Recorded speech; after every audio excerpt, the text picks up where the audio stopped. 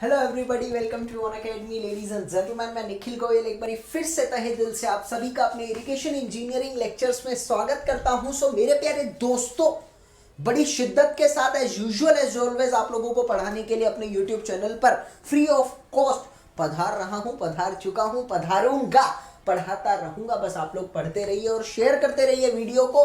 इसी तरह का कंटेंट जो इरिगेशन इंजीनियरिंग में मैं आप लोगों को दे रहा हूं, इसी तरह का कंटेंट आपको आगे भी मिलता रहेगा। आप अपना काम करते रहिए, वीडियो से पढ़ते रहिए, नोट्स बनाते रहिए और क्वेश्चन सॉल्व करते रहिए और हमारा अपने माँ बाप का, अपने देश का और अपना नाम रोशन करते रहिए।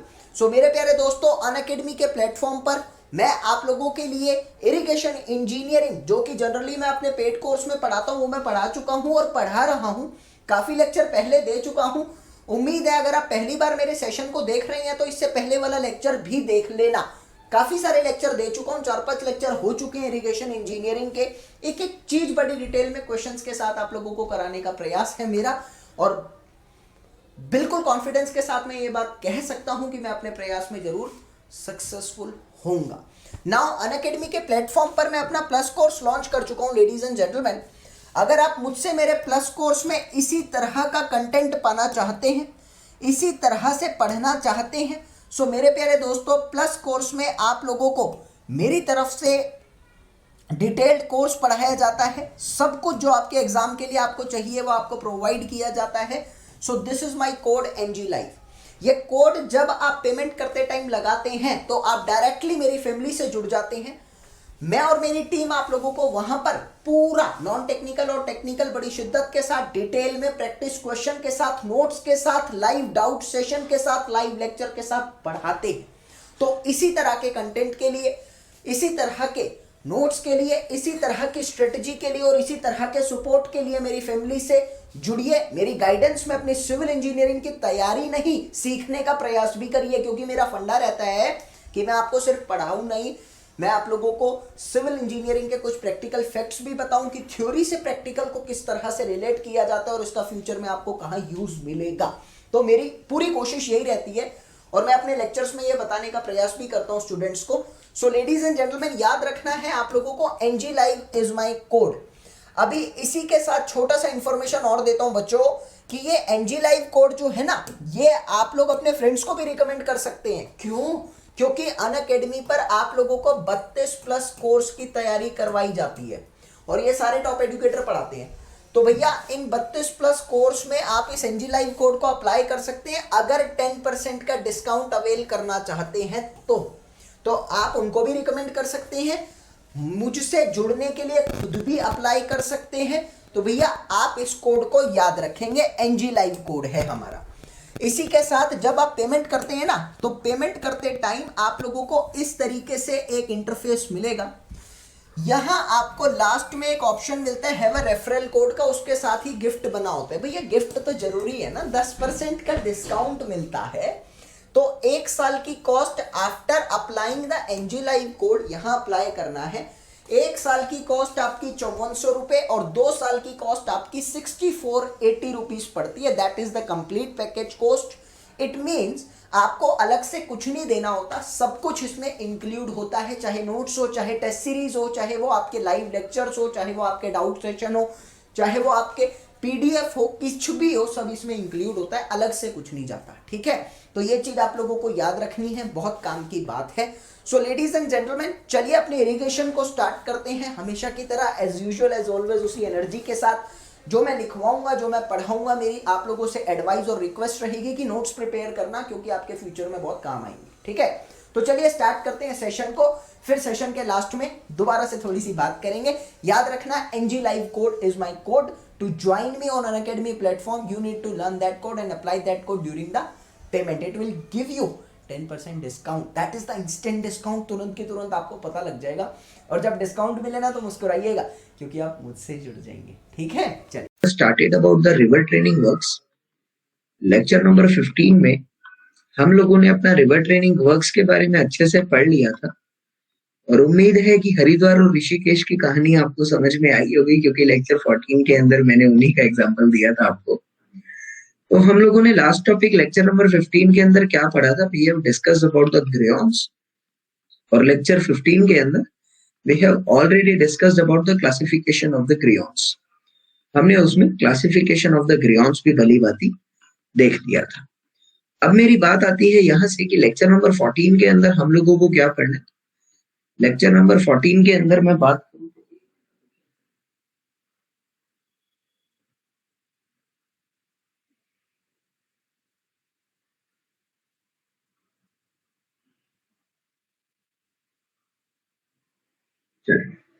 लेक्चर नंबर 14 के अंदर हम लोगों को क्या करना है। लेक्चर नंबर 14 के अंदर we need to discuss river training works, further topic जो हमारे बचे हुए हैं, it is part 2। River training work part 2 में इसमें कंप्लीट करूंगा।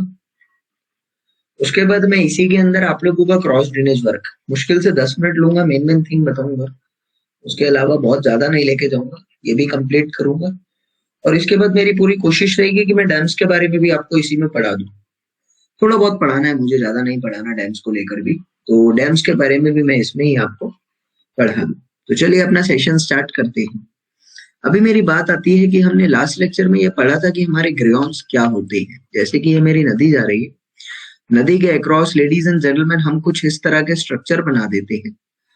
तो इन स्ट्रक्चर की मदद से क्या होता है कि हमारा जो सिल्ट का अमाउंट होता है वो यहाँ पर रिस्टोर होता रहता है, यहाँ पे एक्यूमुलेट होता रहता है, जिसके कारण हमारा यहाँ का जो फ्लो होता है वो मेंटेन रहता है। तो I will say that there are two zones, first zone is this zone and the second zone in this zone. In the first zone, I will say that कि this is having the low velocity. This is having the low velocity high silt. इसके अंदर आपका high silting amount होता है और velocity कम होती है। Second zone के अंदर this is having the high velocity. इस जोन के अंदर वेलोसिटी हाई होती है और लो सिल्ट होता है। सिल्ट इसके अंदर आपका कम होता है। तो ये दो जोन हम लोगों ने पढ़े थे। फिर हम लोगों ने ये भी जान लिया था कि क्लासिफिकेशन ऑफ द ग्रियॉन्स जो है वो बहुत सारी तरीके से होती है, वो भी हम लोगों ने जान लिया। चलिए अपने ग्रेयॉन्स के बारे में पढ़ना स्टार्ट करते हैं लेडीज एंड जेंटलमैन। तो सबसे पहला जो मेरा ग्रेयॉन आता है that is known to be as the repelling groyne. What do you mean by the repelling groyne? Have a concentration that ये आपका एक बैंक है, this is your bank of the river.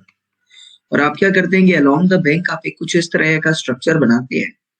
ये क्या है? This is the kind of the groyne, this is the kind of the groyne. और ये है आपकी अपस्ट्रीम साइड और ये है आपकी downstream side. Water coming from this side to this side. मेरी बात को समझ कर चलिएगा कि जो भी आप ये ग्रेयॉन बना रहे हैं, this is having the vertical angle of 30 to 60 degree. This is having the vertical angle of 30 to 60 degree with the perpendicular to the bank. ठीक है।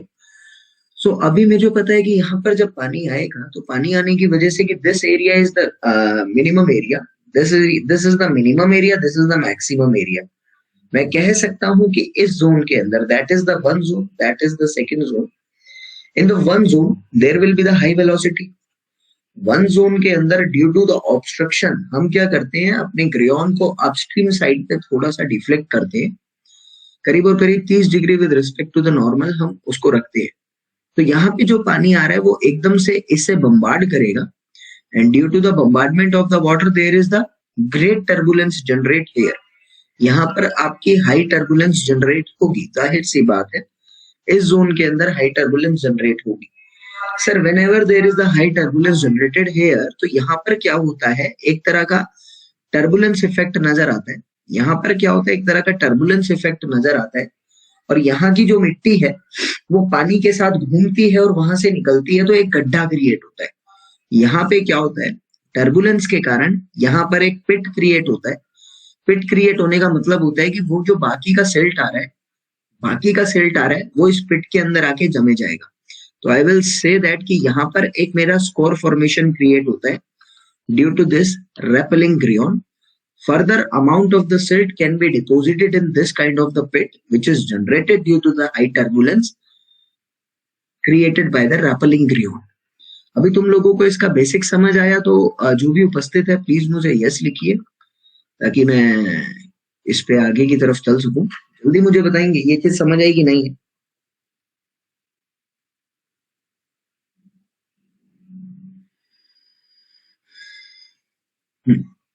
तो जरा इसके बारे में हम देख लेते हैं यहाँ पर कि रेपेलिंग ग्रेन का क्या काम होता है। The grain is provided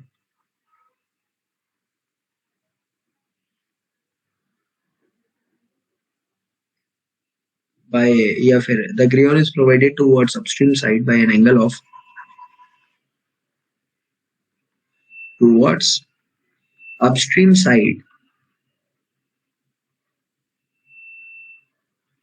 by an angle of 10 से 30 degree with respect to perpendicular to the bank. This creates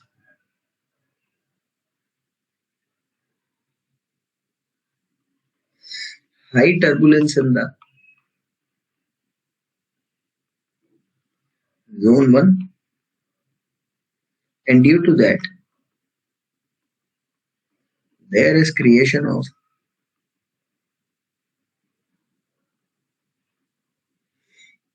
vertical eddies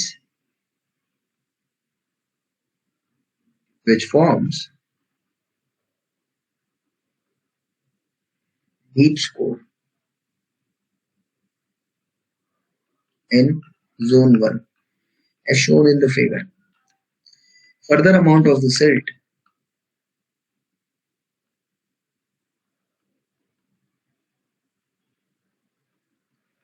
filled up in the deep score and deposited near the grain. सबको समझ आ चुका है कि further amount of the silt जो है वो इस स्कोर में डिपोजिट होती रहेगी, तो आपका सिल्ट अमाउंट ऑफ कंट्रोल जो है वो यहाँ पे कंट्रोल्ड रहेगा और आगे सिल्ट फ्री वाटर जाने की कोशिश करेगा। इस तरह के ग्रेन को हम कहते हैं रेपेलिंग ग्रेन। ये चीज समझ आनी चाहिए। दूसरा मेरे पास यहाँ पर आता है that is known to be as the attracting grain. Now what is the attracting grain? Have a concentration. Attracting grain ठीक इसका उल्टा होता है। Attracting grain ठीक इसका उल्टा होता है कि ये मेरे पास एक बैंक है, ये मेरे पास क्या है, बैंक ऑफ द रिवर है।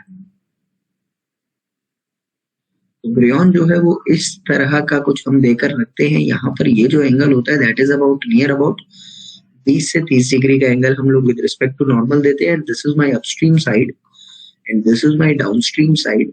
तो जो भी मेरा पानी आता है वो बिल्कुल इस तरह से आता है और यहाँ से कुछ इस तरह से होता हुआ निकलता है।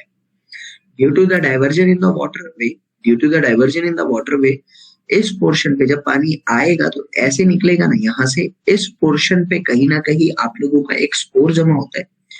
यहाँ पर आप लोगों का एक डीप स्कोर क्रिएट होता है। वो डीप स्कोर क्रिएट होने के कारण आपका जो सिल्ट अमाउंट है यहाँ पर स्टोर होता रहता है। That is a kind of the attracting grain. I will say that this grain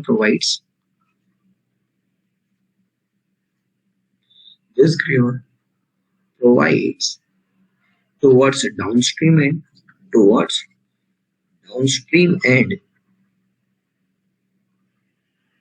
and deep score will create due to the high turbulence. Deep score will create due to high turbulence in downstream path.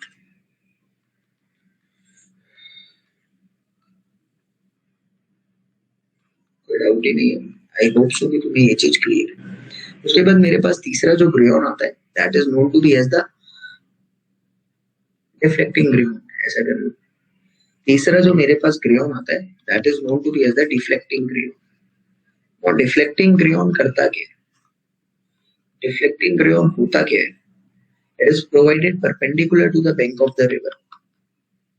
देखिए grains के बारे में question SSC जैसे exam, जैसे कि state SSC है या PSC भी है, आपको अक्सर इसके बारे में क्वेश्चन देखने को मिले। तो इसको जरा समझते हुए चलना। ऐसा डीप क्वेश्चन नहीं आता, नेचर क्लासिफिकेशन पे क्वेश्चन आता है या एंगल पे क्वेश्चन आता है।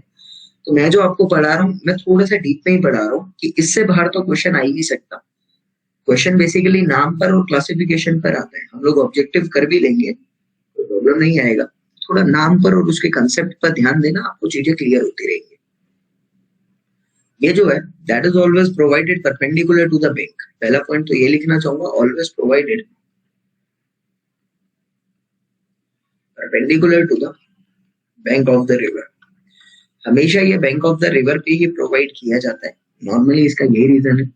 उसके बाद लेडीज एंड जेंटलमैन मैं एक ही चीज कहना चाहूंगा कि काम क्या है, वही है, सिंपल एक फ्लो आ रहा है, फ्लो को कंट्रोल करना और उसके सेट अमाउंट को स्टोर करके रखना इस साइड पर। आई विल से दैट ये बेसिकली इसका काम होता है। अब दो तीन पॉइंट अपनी तरफ से इंजीनियरिंग स्किल की तरफ से ऐड कर सकता हूँ मैं यहाँ पर कि inner side, suppose this is your inner face, that is the upstream side and that is the downstream side. So I will say that this is my outer face and this is my inner face. This is my inner face. I will say, ladies and gentlemen, inner face should be, inner face should stronger than the outer face. Inner face should stronger than outer face. Why? Inner face outer face से stronger क्यों होना चाहिए? Because it experience bombardment of the water. Simple सी बात है, इसमें आपका water का बम्बार्डमेंट हो रहा है। It experience bombardment of the water, जाहिर सी बात है। उसके बाद मेरी बात आती है यहाँ से कि छोटा सा नोट करके लिख लो कि लोग एक चीज कह सकते हैं यहाँ पर, length of the deflecting crayon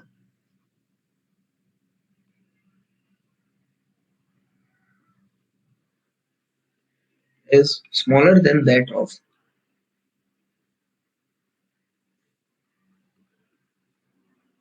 attracting and repelling crayon। ये ऑब्जेक्टिव बन सकते हैं, तो आप लोग इस पे ध्यान रखेंगे। इसके बाद आपका चौथा क्रेयॉन आता है, that is the sedimenting groyne. Sedimenting groyne का एक ही मतलब होता है कि ये आपका सेडिमेंट्स कंट्रोल करने के काम आएगा। वो चीज आपको याद रखनी है, चौथा क्रेयॉन आप यहाँ से लिख सकते हैं, that is the sedimenting crayon.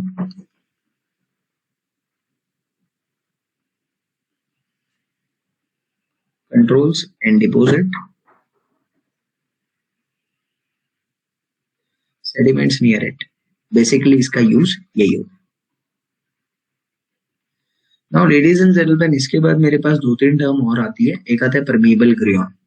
तो परमेबल क्रेयॉन की मैं बात करना चाहूँ तो वो क्या होता है, आपका परमिट करता है, it permits the discharge to pass through it, it allows the water to pass through it. Now I have a concentration that जब पानी इसमें से पास करेगा तो जाहिर सी बात है कि इसमें पोर्स है और पोर्स में से पानी पास हो रहा है। Now you can say that कि जब इसमें से पोर्स पास हो रहा है तो ये अपने अपस्ट्रीम साइड पर सिल्ट को स्टोर करता है और सिल्ट को स्टोर करने के बाद पानी उसमें से पास करता है। इसके बाद मैं एक चीज और कह सकता हूँ कि आपको अगर इसके प्रोसेस थोड़ा बहुत समझ में आ रहे हैं तो इतना समझ में आ चुका है कि it is a kind of the filter process. Pores में से पानी पास हो रहा है, पीछे सिल्ट जमा होता जा रहा है, तो it is the kind of the filtration process, nothing else. साथ के साथ गौर देना, आई can say that principle of this crayon is the filtration process. Principle of permeable crayon based on filtration। Simple सी बात है, वो ही प्रिंसिपल है, कुछ भी अलग नहीं है। तो तीसरे पॉइंट में मैं लिखना चाहूंगा कि amount of the silt get stored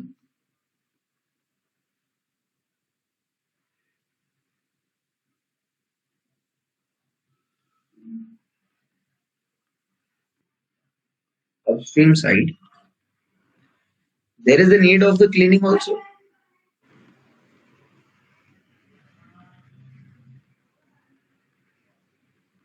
also simple सी बात है कि क्लीन करना पड़ेगा, अदरवाइज थोड़े दिन में ही काम करना बंद कर देगा। अब मेजर चीज मेरी ये आती है कि मटेरियल कौन कौन सा यूज किया जा सकता है इसके लिए। Material use for permeable ground, आपके अकॉर्डिंग कौन कौन सा मटेरियल यूज किया जा सकता है, आप लोग मुझे बता सकते हैं यहाँ पर।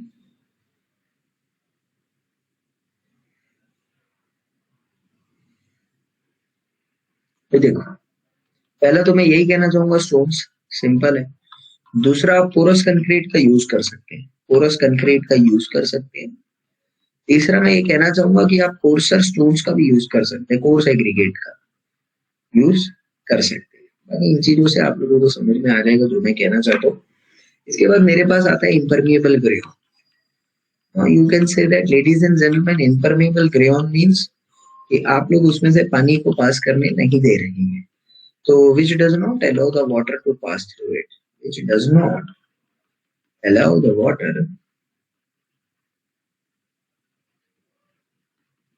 to pass through it।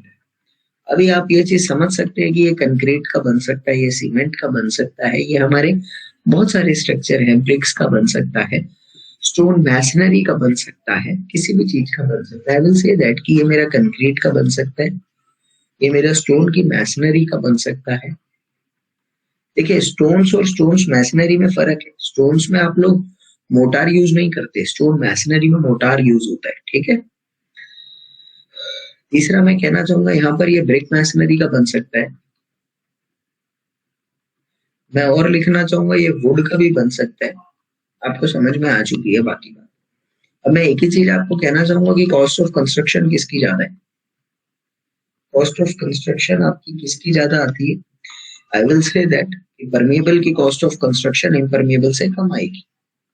क्यों सर, आपको मोटार का जरूरत नहीं है, आपको कोई पक्का स्ट्रक्चर बताने की जरूरत नहीं है। So I will say that permeable groyne less than impermeable groyne. Basic है, मुझे ये चीज समझ में आनी चाहिए। इसके बाद मेरी बात आती है लेडीज एंड जेंटलमैन यहाँ पर कि एक क्वेश्चन बन सकता है आप लोगों का, एक क्वेश्चन बन सकता है, the grain which deposit, the grayon which deposits silt on the downstream side, कौन सा ग्रेन डाउनस्ट्रीम साइड पे सिल्ट डिपॉजिट करता है। अभी हम अट्रैक्टिंग ग्रेन, बाकी सारे अपस्ट्रीम पे करते हैं अट्रैक्टिंग ग्रेन। सिर्फ अट्रैक्टिंग ग्रेन ही डाउनस्ट्रीम साइड पे आपका सिल्ट डिपॉजिट करता है। अदरवाइज सारे के सारे ये डाउनस्ट्रीम साइड पे ही सिल्ट की डिपोजिशन को लेकर चलती है। आगे मेरे पास एक बढ़िया आता है, that is known to be as the hockey grain. मेरी बात को समझते हुए चलना, स्पेशल ग्रेन पर आ चुका हूँ। अगला मेरे पास टॉपिक आता है जिसको हम लोग कहते हैं hockey groyne. What is the hockey groyne. देखिएगा, this is your bank and I will say that कि it is the kind of the attracting groyne but having some smooth shape over the surface. बात को समझिएगा आप। जो आप लोगों का अट्रैक्टिंग ग्रेन था बेसिकली, वो अट्रैक्टिंग ग्रेन ऐसे दीवार होता है और it is not having the smooth surface.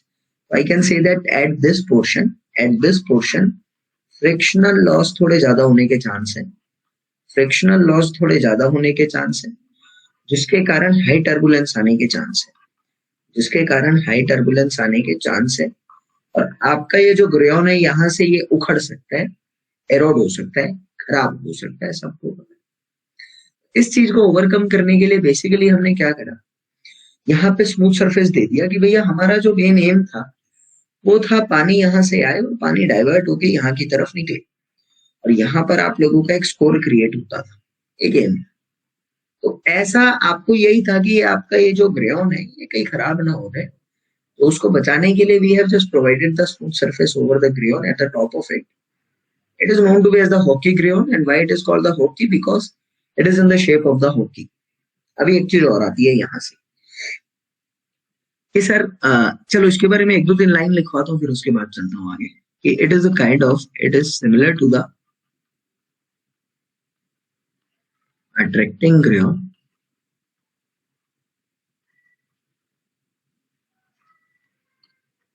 only difference is that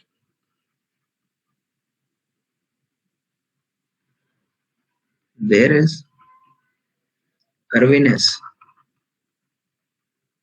at top of this grain which reduces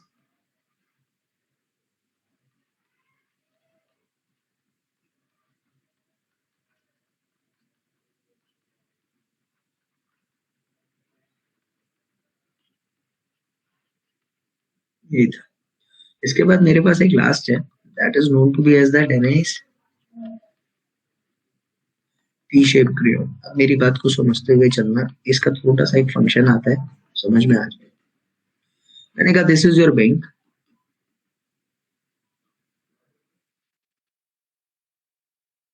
एक ग्रेन ऐसे दे रहे हैं और एक ग्रेन ऐसे दे रहे हैं।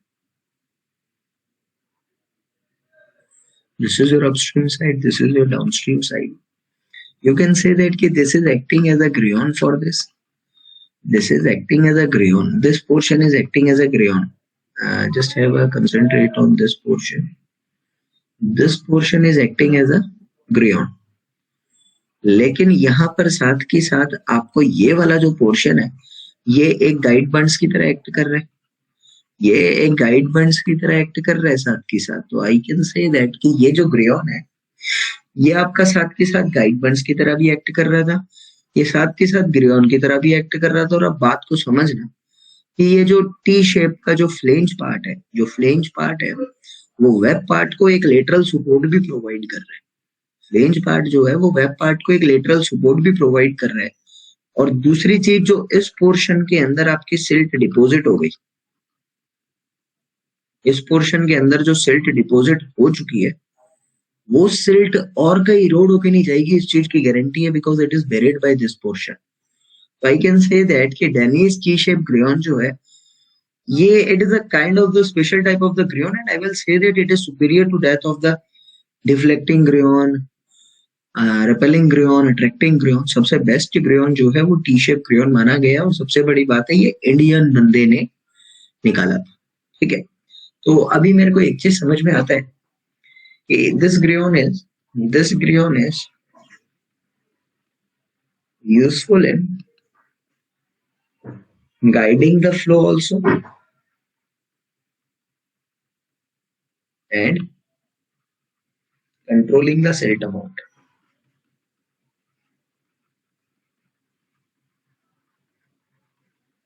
उसके बाद ladies and gentlemen, I can say that flange part of the tea grayon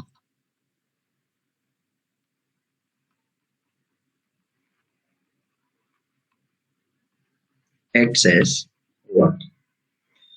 Flange part of the tea grayon acts as lateral support for web part.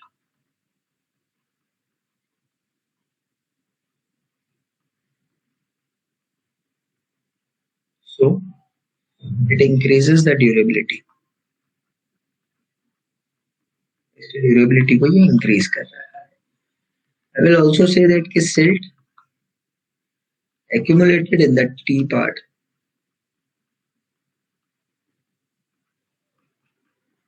has less chance to get eroded.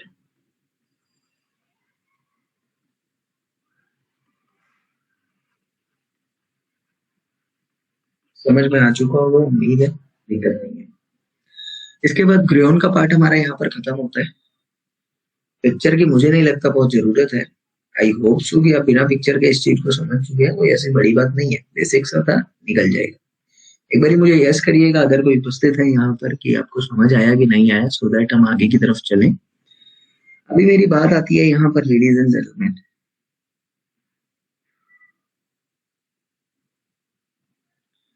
अगले topic की तरफ आते हैं, that is the bank protection work.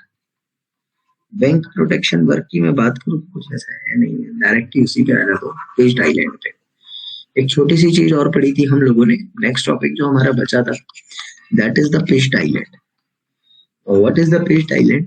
Fish island का मतलब होता है artificial island. It is an artificial island. ये एक आर्टिफिशियल आइलैंड है, ठीक है, जनरेटेड और created with the help of, या फिर formed with the help of stones, CCT piers, or I will say that bricks,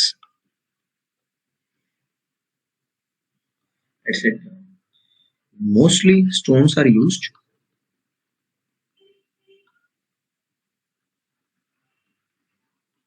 मैं समझाता हूँ थोड़ा सा। सपोज ये आपकी एक रिवर आ रही है, कोई बात है, मैं आप लोगों को बताना चाहता हूँ कि ये रिवर है। इस रिवर के बीच में मैंने क्या करा कि स्टोन्स की मदद से एक आर्टिफिशियल आइलैंड क्रिएट कर दिया। स्टोन्स की मदद से एक आर्टिफिशियल आइलैंड क्रिएट कर दिया और इस आर्टिफिशियल आइलैंड को हम लोग कहते हैं पिच्ड आइलैंड। इसी आर्टिफिशियल आइलैंड को हम लोग कहते हैं पिच्ड आइलैंड। अब तुमको समझ में आना चाहिए कि what is the reason behind the formation of this pitch island. यहाँ से जो पानी आ रहा था अपस्ट्रीम साइड से डाउनस्ट्रीम साइड की तरफ, यहाँ पे एरिया डिवाइड कर दिया। आई कैन से दैट कि इस पोर्शन के अंदर आपका जो वाटर का डिस्चार्ज है वो सफिशिएंट हो सकता है। वी कैन से दैट इस पोर्शन के अंदर we are having high discharge so that velocity increases और वो आगे की तरफ अच्छी खासी वेलोसिटी के साथ ट्रेवल कर सकता है और एक पर्टिकुलर पोर्शन तक जहां तक पानी पहुंचना चाहिए वहां तक पानी आराम से सफिशिएंट एनर्जी के साथ पहुंच सकता है। तो generally major purpose of creating the island क्या होता है कि we need to increase the energy of the water so that it can travel for long distance effectively and efficiently. तो हम यही कहना चाहेंगे पर्पस क्या होता है इसका, we need to increase energy of the flowing water so that water can reach up to certain extent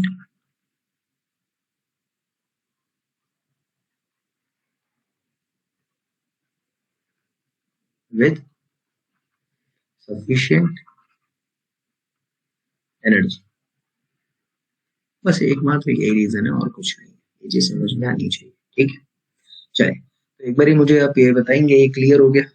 हम लोगों ने लीव्स के बारे में जाना, हम लोगों ने ग्रियोन्स के बारे में जाना, हम लोगों ने पिच्ड आइलैंड के बारे में जाना, हम लोगों ने गाइड बैंड्स के बारे में जाना, मार्जिनल बर्ड्स उसी को कहते हैं, इनके बारे में हमने जाना। एक छोटा सा नोट करके आप लिख सकते हैं, जो ग्रियोन्स होते हैं उन ग्रियोन्स को हम लोग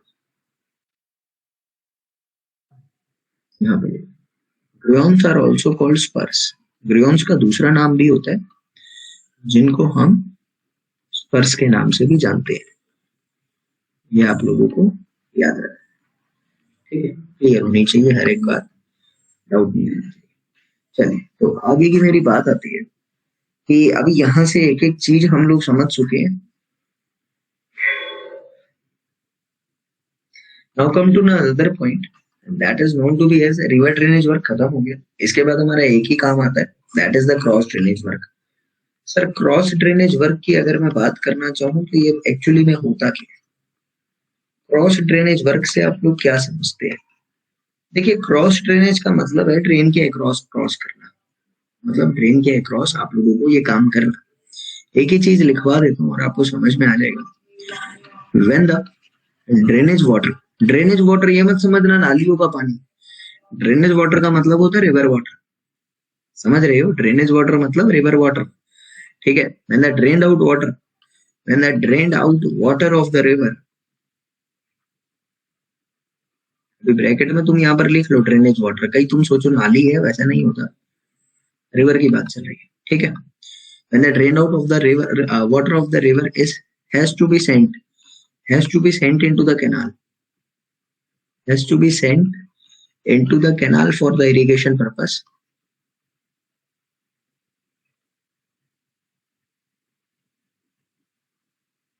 Then some structures has to be built. Then some structures is required for this.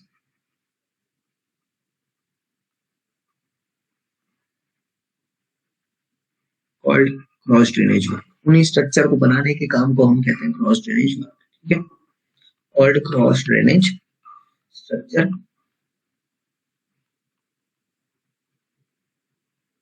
And the work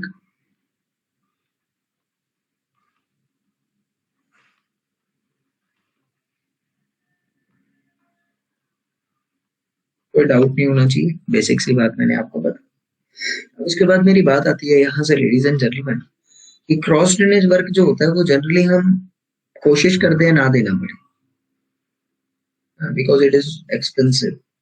I will say that cross drainage work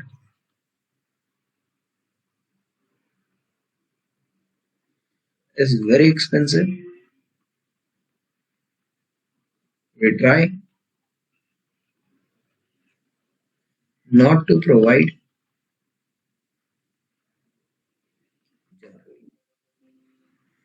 कोशिश करते हैं कि इसको जनरली हम ना दें, ठीक है।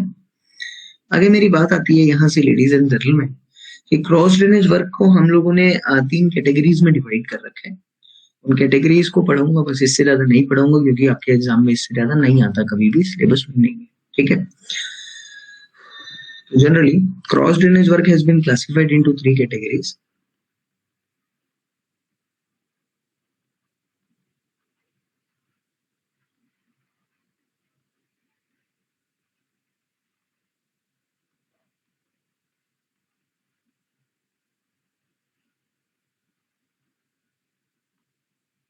पहली कैटेगरी होती है when the canal flow is over the drainage, is over drainage discharge, जब आपकी कैनाल आपकी ड्रेन से ऊपर की साइड होती है, ठीक है। दूसरी कैटेगरी आपके पास आती है कि canal flow is below drainage, canal जब आपका ड्रेनेज से नीचे होता है। और तीसरा मैं कहना चाहूंगा canal flow is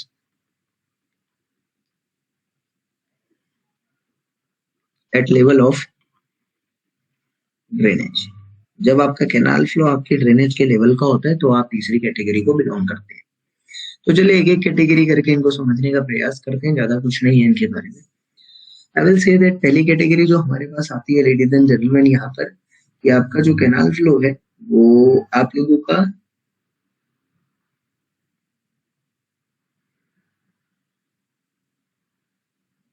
over drainage,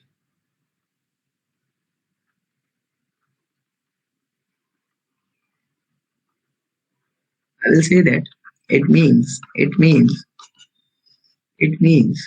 कि canal is above the drainage, मतलब हमारी जो नदी है उसके ऊपर कैनाल आती है। एक चीज तो आप याद रखेंगे हमेशा कि why we call it the cross drainage work, हम इसको क्रॉस ड्रेनेज का नाम क्यों दे रहे हैं?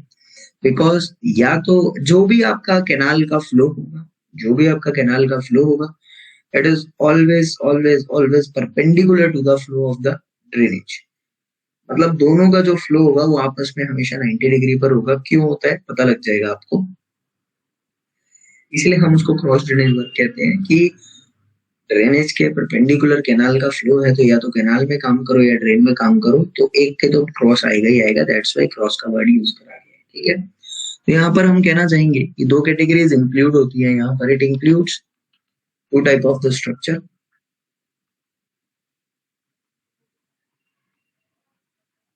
पहला मेरे पास आता है एक्वेडक्ट और दूसरा मेरे पास यहाँ पर आता है साइफन एक्वेडक्ट। दोनों को पढ़ लेते हैं, कुछ ज्यादा नहीं है। ये मान के चलो कि आप लोगों का ये सपोज आपका एक ड्रेनेज सिस्टम है और इस ड्रेनेज सिस्टम के ऊपर ये आपकी कैनाल जा रही है, ठीक है। ये क्या है? आपकी कैनाल है। ये क्या है? आपका ड्रेन सिस्टम है। तो आपको एक चीज याद रखना है, when the free surface level of the drain, ये एफएसएल ऑफ द ड्रेन है और ये एफएसएल ऑफ द कैनाल है। आई विल से दैट अगर आपका ड्रेन का डिस्चार्ज इस साइड या सामने जा रहा है, ड्रेन का डिस्चार्ज अगर सामने जा रहा है तो आपका जो कैनाल का डिस्चार्ज होगा वो इस साइड जाएगा, मतलब दोनों का डिस्चार्ज आपस में परपेंडिकुलर होना चाहिए, इतना समझ में आना चाहिए, ठीक है। I will say regarding this कि when free surface level of the drain is much lower than that of the canal, is much lower than that of the canal, मतलब कैनाल के लेवल से बहुत नीचे, than that of canal bed, canal के bed से बहुत नीचे है, तो उस केस में जो भी आप काम करोगे क्रॉस ड्रेनेज वर्क, ये कैटेगरी आती है एक्वेडक्ट की। इट इज कॉल्ड एक्वेडक्ट, इसको हम लोग एक्वेडक्ट कहते हैं, ठीक है। आपके जेई के एग्जाम में, बहुत सारे एग्जाम में अक्सर पूछा गया है, तो आप लोगों को ये चीज याद रखना है। दूसरी चीज मैं कहना चाहूंगा यहाँ पर कि सपोज आपके पास जो दूसरी कैटेगरी आ रही है that is of the siphon aqueduct, उसको हम कहते हैं साइफन एक्वेडक्ट। इसको समझकर समझना कि अभी तुम्हारी ये ट्रेन है और ये ट्रेन के अंदर ये तुम्हारा कैनाल सिस्टम ऐसे जा रहा है, ठीक है। I will say that this is the FSL of the canal, this is the FSL of the drain, this is the FSL of the canal, and this is the FSL of the drain. तो आपका जो drain का पानी है वो canal bed से थोड़ा ऊपर है. When the canal bed, when FSL of the drain is above the canal bed, then this is known to be as the siphon aqueduct. इसको हम siphon aqueduct का नाम देते हैं. मैं आपको बताना चाहता हूँ siphon aqueduct क्यों कहा जाता है, because water from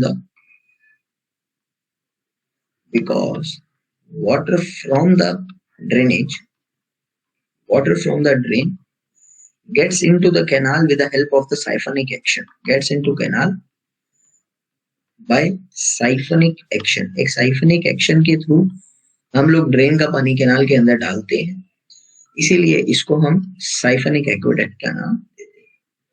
ये चीज आप लोगों को याद रखना, ठीक है.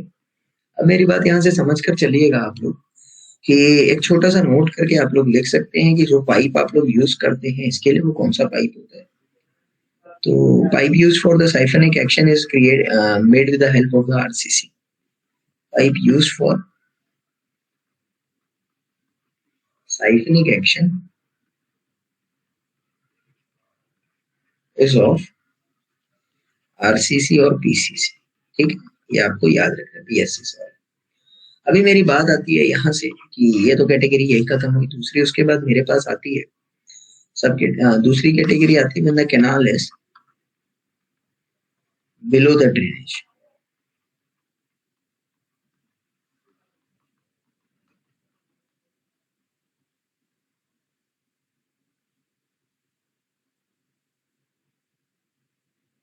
समझ में आ गया होगा. It includes two categories.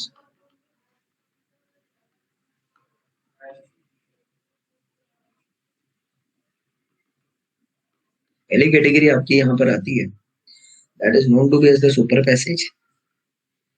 Exam में जो क्वेश्चन आया वो कैटेगरी पर आया है, तो आप लोग कैटेगरी का नाम याद रखेंगे, वो आपके लिए इंपॉर्टेंट है. पहली कैटेगरी आपके पास आती है, that is known to be as the super passage. तो दूसरा कैटेगरी आपके पास आता है, that is known to be as the canal siphon. I will say that when we are going with the super passage,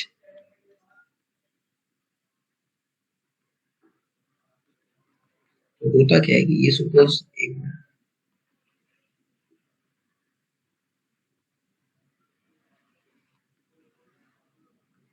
अभी आप लोगों को सपोज मैंने कहा कि ये आप लोगों का अभी नीचे आ रहा है कैनाल का लेवल, ऊपर जा रहा है आप लोगों के ड्रेन का लेवल. तो अभी एक ही चीज समझ में आ रही है कि जब आप लोगों का कैनाल का full supply level FSL of the canal and this is the FSL of the drain.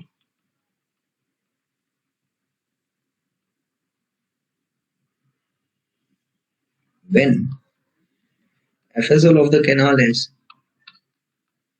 lower than that of FSL of drain,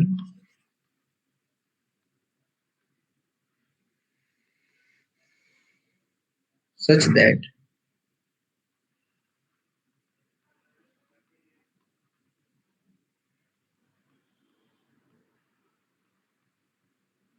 do not touch the bed of the drain.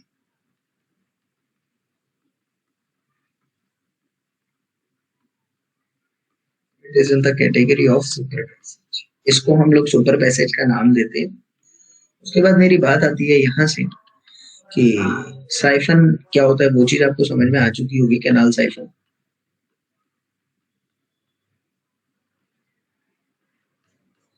Canal siphon की मैं बात करना चाहूँ, वही same pattern है कि आप लोगों का ये कैनाल है और उसी के ऊपर आप लोगों की ड्रेनेज चल रही है. तो ये और इसके अंदर ये, this is the FSL of the canal and this is the FSL of the drain. So I will say that this category is canal siphon when FSL of the canal above the FSL of the bed, above the drainage bed, then this is the canal siphon. I will say that water transported with the help of siphonic action. Water transferred या transported, कुछ भी कह लो,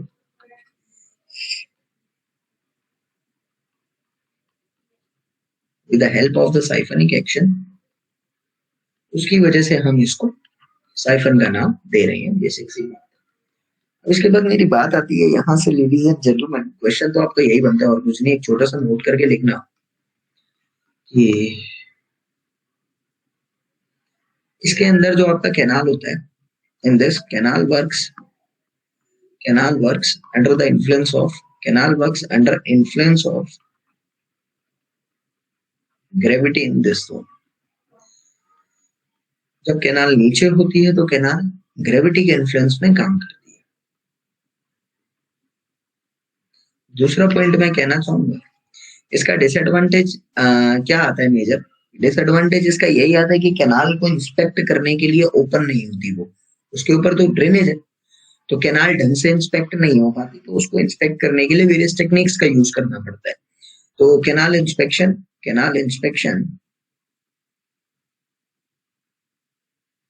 can not done openly और comfortably.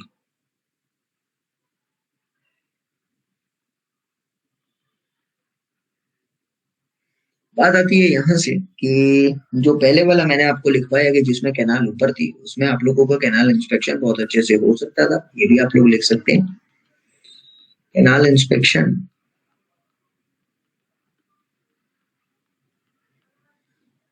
can be done easily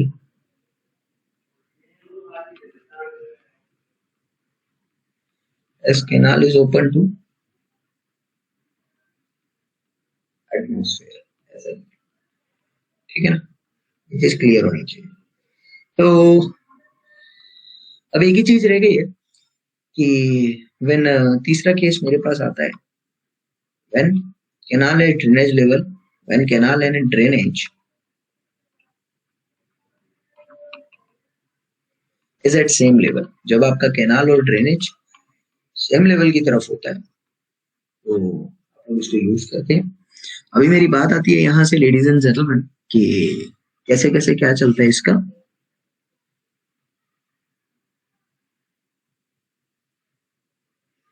In this structure, we are using the two things that is known to be as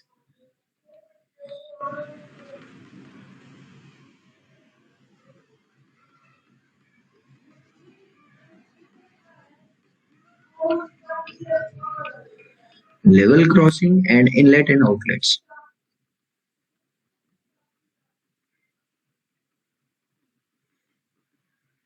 ये हुई पहली, ये हुई दूसरी। यहाँ पर आप लोगों का टोटल क्रॉस ड्रेनेज वर्क में खत्म कर रहा हूँ, आप लोगों को ये चीज क्लियर होनी चाहिए। अब इसके बाद मेरी बात आती है यहाँ पर लेडीज एंड जेंटलमैन, ये थोड़ा बहुत समझा देता हूँ, आप कहोगे तो। लेवल क्रॉसिंग क्या होती है? लेवल क्रॉसिंग क्या होती है भाई? सिंपल सी बात है यार, दोनों एक ही लेवल पर है। मैं इसके बारे में लिखवा नहीं रहा, बट आप समझ लेना और पढ़ना भी जरूर इसको।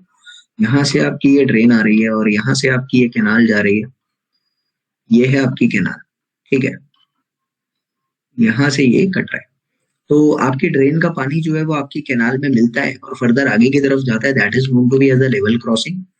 अभी बात आती है इनलेट एंड आउटलेट क्या होती है। फिर इनलेट एंड आउटलेट क्या होते हैं? देखो, ये भी सेम ही है, कुछ अलग नहीं है। ये आपकी कैनाल जा रही है यहाँ से और ये आप लोगों की ड्रेन जा रही है यहाँ से, तो दोनों का फर्क क्या आ रहा है? I will say that ladies and gentleman, फर्क तो यही आ रहा है कि जब आपका there is much variation in the, तो when there is much variation in the discharge of canal and drain,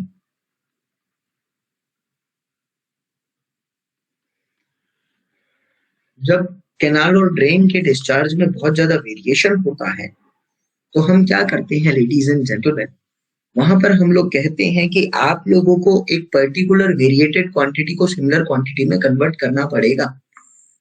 discharge of the canal, then the discharge is controlled and then discharge is controlled and brings to the similar amount. so that efficient mixing is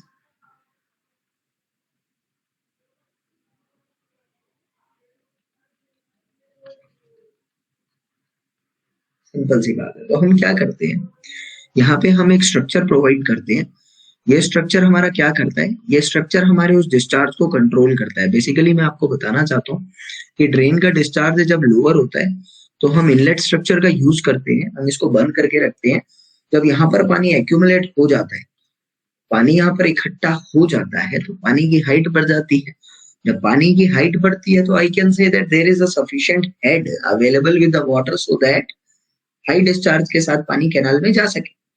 तो मैं क्या करता हूँ कि यहाँ पे इस gate को बंद करके रखता हूँ, और जब डिस्चार्ज इकट्ठा हो जाता है तो गेट खोल देता हूँ, और ये गेट खोलने के बाद ये सारा पानी कैनाल के पानी के साथ मिलकर आगे की तरफ ट्रांसफर हो जाता है। तो इसको हम कहते हैं इनलेट। सिमिलरली हम क्या करते हैं, जब हमारे पास इनलेट का यूज हो चुका है तो अभी कैनाल का पानी हमको कई बार निकालना भी होता है।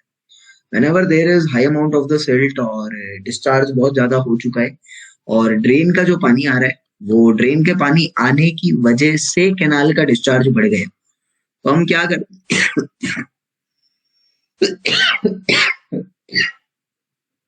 करते हैं कि इस कैनाल के वाटर को हमें निकालना होता है, तो हम इस कैनाल आउटलेट का काम करते हैं। कैनाल के वाटर को निकालना होता है, डिस्चार्ज कंट्रोल करना होता है, तो हम कैनाल आउटलेट का यूज करते हैं। कैनाल इनलेट और कैनाल आउटलेट का आप लोगों को फंक्शन समझ में आ गया होगा। इससे ज्यादा डिटेल की मुझे लगता नहीं जरूरत है। यहाँ पर हमारा पूरा का पूरा क्रॉस ड्रेनेज वर्क खत्म हुआ। चलिए अपने नेक्स्ट टॉपिक की तरफ आते हैं। ऑब्जेक्टिव क्वेश्चन में फिलहाल अभी तो दे नहीं रहा, कुछ है भी नहीं ऐसा, आप लोग प्रीवियस ईयर कर सकते हैं। अपलोड कर दूंगा फाइल ऑब्जेक्टिव्स के लिए, आप लोग उससे सॉल्व कर लीजिएगा, प्रॉब्लम नहीं आएगा। उसके बाद मेरी बात आती है, चलिए अपने टॉपिक की तरफ। हमारा जो टॉपिक आता है that is the dams energy dissipation. एक नया टॉपिक स्टार्ट कर रहे हैं, डैम्स एनर्जी डिसिपेशन और spillway and gates. Spillway and gate, इनके बारे में हम लोग अब पढ़ने वाले हैं। तो चलिए सबसे पहले हम लोग स्टार्ट करते हैं अपने डैम के बारे में। मैं बहुत डिटेल में नहीं जाने वाला क्योंकि आप सभी को पता है बेसिकली इनके बारे में सब कुछ, बहुत डिटेल में नहीं जाऊंगा। डैम के लिए क्या डेफिनेशन हो सकते हैं? Can you please tell me the definition of the dam?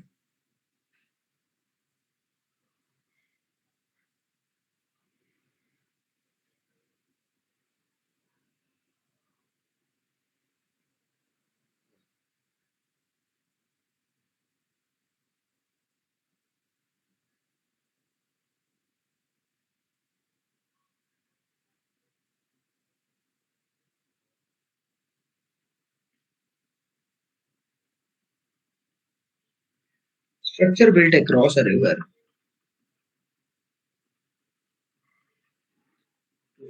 restore the water on the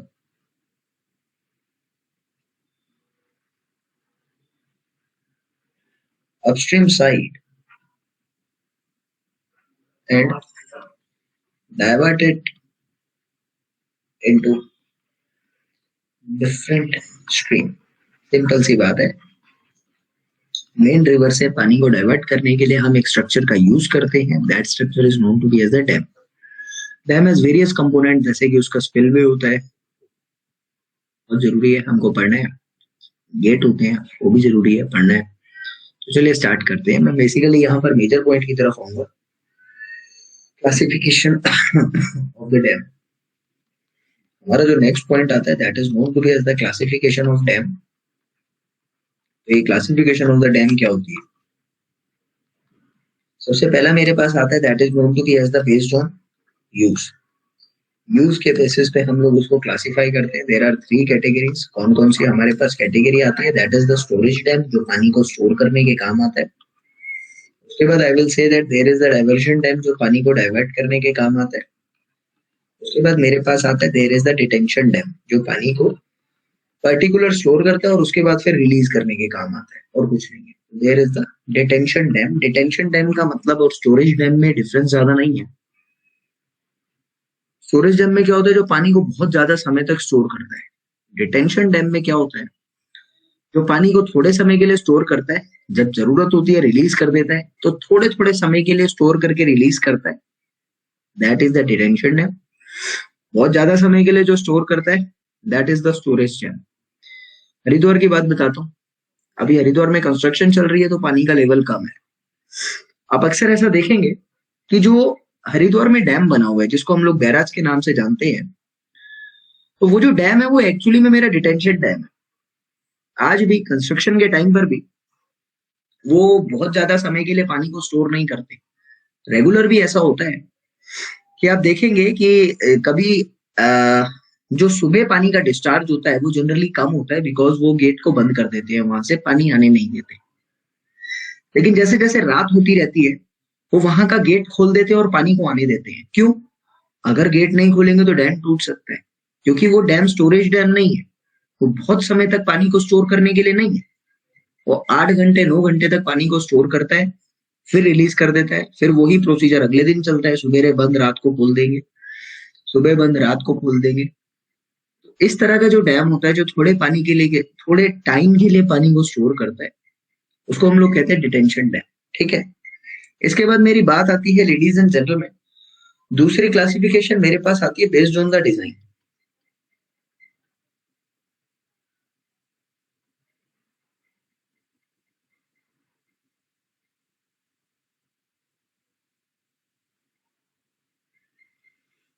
तो इसके बेसिस पर दो आता है। पहला मेरे पास आता है ओवरफ्लो डैम। अभी ओवरफ्लो डैम सबको पता है। ओवरफ्लो डैम सबको पता है, जो अपने ऊपर से पानी को फ्लो होने देता है। ओवरफ्लो डैम पर्टिकुलर पानी को स्टोर करता है, उससे ज्यादा पानी को फ्लो कर देता है। दूसरा मेरे पास यहाँ पर आता है नॉन ओवरफ्लो डैम, जो पानी को फ्लो नहीं करने देगा। ठीक है। कहने का मतलब क्या है? मैं यही कहना चाहूंगा कि एक डैम है सपोज, और उस डैम में से अगर पानी इतना भर सकता है और उसके बाद पानी ओवरफ्लो हो जाएगा, that is known to be as the overflow dam. लेकिन अभी आपके पास दूसरा डैम है, इसमें पानी किसी भी हालत में इस हाइट से ऊपर नहीं जा सकता बिकॉज आगे की जो मेरी जमीन है बहुत नीचे है, और मुझे बेसिकली इस डैम का जो यूज करना है वो हाइड्रो पावर जनरेशन के लिए करना है। यहाँ पर मैं हाइड्रो पावर जनरेशन का यूज कर रहा हूँ। तो हाइड्रो पावर जनरेशन के लिए अगर मैं अपने पानी को यहाँ से घेर रहा हूँ तो वो ओवरफ्लो होने के कारण एरिया मैक्सिमम होता है इस स्टेज में, तो वो वेलोसिटी अटेन नहीं हो पाती। तो इसमें लो वेलोसिटी अटेन होती है तो पावर जनरेट ही नहीं होगी। तो नॉन ओवरफ्लो डैम जो है वो जनरली हाइड्रो पावर जनरेशन में काम आते हैं कि मैं इतना पानी स्टोर कर रहा हूँ, मैं यहाँ से थोड़ा बहुत गेट खोलूंगा, हल्का सा गेट खोलूंगा जिसमें से पानी पास होगा और उसकी इतनी वेलोसिटी होगी कि वो बिजली प्रोड्यूस करने के काम आ सकता है। पहली बात तो ये। दूसरी बात, इसका लेवल इससे ज्यादा नहीं होगा। अगर इससे ज्यादा लेवल हुआ तो there are the chances of the failure of the dam. इस तरह के डैम को हम कहते हैं कि this is the non overflow dam. ये आपको समझ कर चलना है। ठीक है।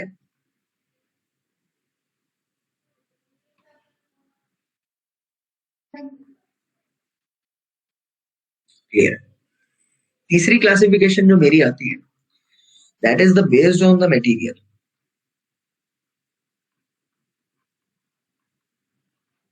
लाइक यहाँ पर मेरे पास आता है एक रिजिड डैम और दूसरा मेरे पास आता है अर्थन डैम। तो रिजिड डैम के एग्जांपल पूछ सकता है एग्जाम में, तो ये चीज आपको याद रखनी है। Example of the rigid dam कौन कौन सा हो सकता है? आई विल से first of all it is the gravity dam. दूसरा मैं यहाँ पर लिख सकता हूँ आर्क डैम। तीसरा मैं यहाँ पर लिख सकता हूँ बटरेस डैम। चलो एक और लिख लो, लिखना है वो स्टील डैम। ठीक है। बाकी अर्थन डैम आपको पता ही है, जो मिट्टी से बना होता है ये। ठीक है। अब मेरी बात आती है अर्थन डैम कह लो या फिर इसका भी एक और लिख लो रॉकी डैम। जनरली रॉक्स से बना होता है। फिर अब मेरी बात आती है यहाँ पर कि ये सारी चीजें आप लोगों को समझ में आनी चाहिए, तो छोटे छोटे से कुछ नोट करके लिखवा देता हूँ जो एग्जाम में आपके काम आ सकते हैं। कि जो ओवरफ्लो डैम होता है आप लोगों का, एक मिनट,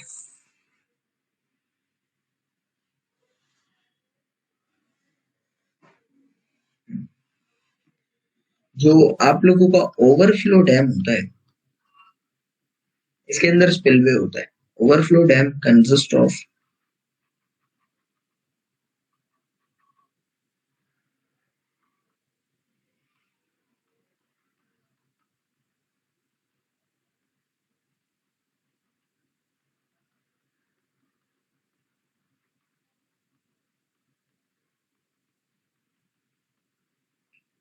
ठीक है। दूसरी चीज मैं यहाँ पर कहना चाहूंगा आप लोगों को कि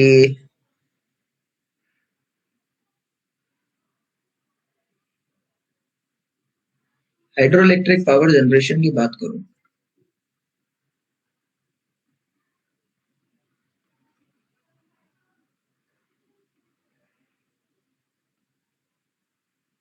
requires rigid dams, ब्रैकेट में लिख लिया मैंने यहां से, नॉन ओवरफ्लोइंग।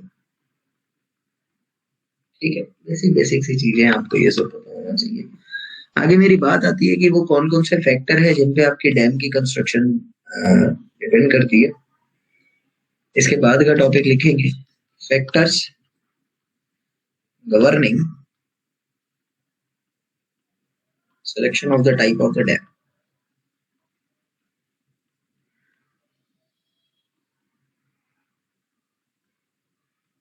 टोपोग्राफी हो सकता है, वहां का ज्योग्राफिकल कंडीशंस या फिर जियोलॉजिकल कंडीशन हो सकता है, मटेरियल्स अवेलेबिलिटी या मटेरियल ऑफ द कंस्ट्रक्शन हो सकता है,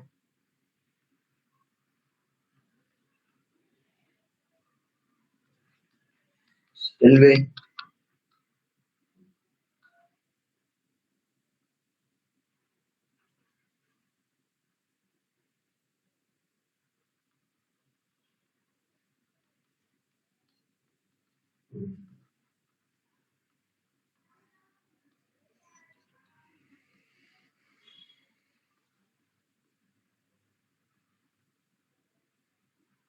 ये वो फैक्टर्स है। ठीक है, कुछ ऐसा है नहीं इसलिए मैं कुछ बोल नहीं रहा, बेसिक बेसिक सी चीजें हैं, आप लोग इसको खुद भी देख सकते हैं, कोई प्रॉब्लम नहीं है। अभी मेजर चीज पर आते हैं, that is known to be as the forces acting on the dam. इसकी बात करते हैं सर। ठीक है, okay, come with the topic of forces acting on the dam. ये थोड़ा सा इंपॉर्टेंट बनेगा हमारे लिए। There are various forces that has to be act on the dam.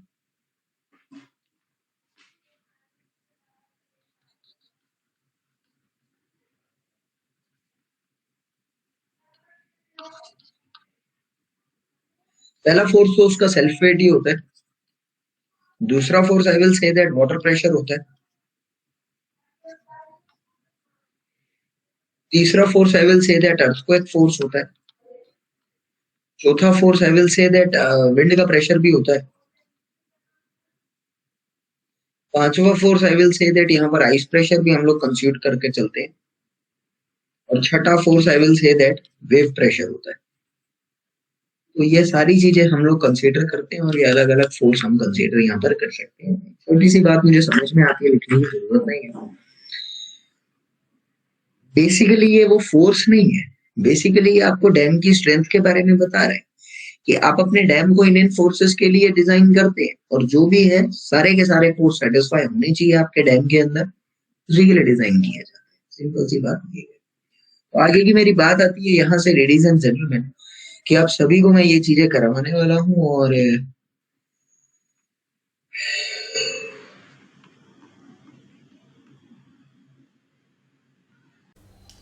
उम्मीद लेडीज एंड जेंटलमैन आप लोगों को ये सेशन बड़े ही अच्छे तरीके से समझ आया होगा। आप लोगों ने पढ़ा होगा और आपको जो मैंने बताने की कोशिश करी है उसको समझा भी होगा, सीखा भी होगा।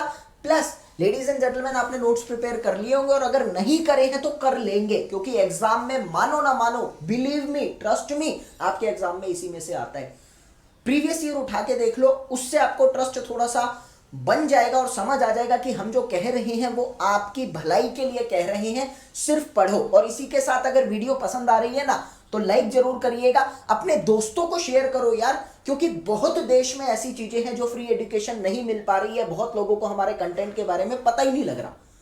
तो ऐसा कंटेंट मैं चाहता हूं देश के हर उस नागरिक तक पास पहुंचे जो सिविल इंजीनियरिंग की तैयारी कर रहा है या करना चाहता है, बस कर नहीं पा रहा। तो कर भलाई तो हो भलाई, इसी सिद्धांत पर चलते हुए शेयर करो यार। वीडियो के नीचे कमेंट जरूर करो अगर किसी चीज की कमी लगती है, और अगर अच्छा लगता है तो वो भी लिखो, हमें अच्छा लगता है। ठीक है, इसी के साथ लास्ट में हमेशा की तरह एक छोटी सी इंफॉर्मेशन, भैया ये मेरा कोड है एनजी लाइव। अगर आप मुझसे पढ़ना चाहते हैं, इसी तरह का कंटेंट, इसी तरह की नॉलेज डीप में गेन करना चाहते हैं, तो अनअकैडमी के प्लेटफॉर्म पर मेरे प्लस कोर्स से जुड़ सकते हैं। That is my code NG live. It will give you 10% instant discount on overall cost. ये बात आप लोगों को याद रखनी है और आप डायरेक्टली मेरी फैमिली से जुड़ जाएंगे, ठीक ना। कॉस्ट मैंने आपको बताई दी थी 1 साल और 2 साल की कितनी पड़ती है। इससे कम का कोर्स भी अवेलेबल है, बट आप लोग लेना मत, क्योंकि वो महंगा पड़ता है और उतने में कुछ हो नहीं पाता। So I will recommend everybody that you need to go with 1 year और 2 year course. It will be beneficial to you always. एक तो कॉस्ट सस्ती, काफी सारे टीचर्स मिलते हैं, काफी सारे टीचर्स की स्ट्रेटेजी से इंटरेक्ट होने का मौका मिलता है, जो पसंद आती है वो गेट कर लो, ठीक है ना। तो मतलब काफी कुछ सही रहता है। 2 साल का कोर्स तो बेस्ट होता है, अगर 2 का नहीं लेना तो 1 साल का तो ले ही लेना। इससे कम में वो आउटपुट और एफिशिएंसी नहीं मिल पाती है आप लोगों को जो मिलनी चाहिए। सो अभी के लिए चलते हैं। Thank you for continuously watching मी। जय हिंद, जय भारत। हंसते रहो, मुस्कुराते रहो, वीडियो को शेयर करते रहो, इसी तरीके से कंटेंट मुझसे लेते रहो, पढ़ते रहो और अपने एग्जाम की तैयारी करो। मेरी शुभकामनाएं हमेशा आपके साथ है, आपके माता पिता का आशीर्वाद आपके साथ है। तो please be positive always, negativity को पास भी मत आने देना। अपने आप में कुछ ना कुछ जरूर समझना, क्योंकि भगवान ने सबको एक टैलेंट दे रखा है।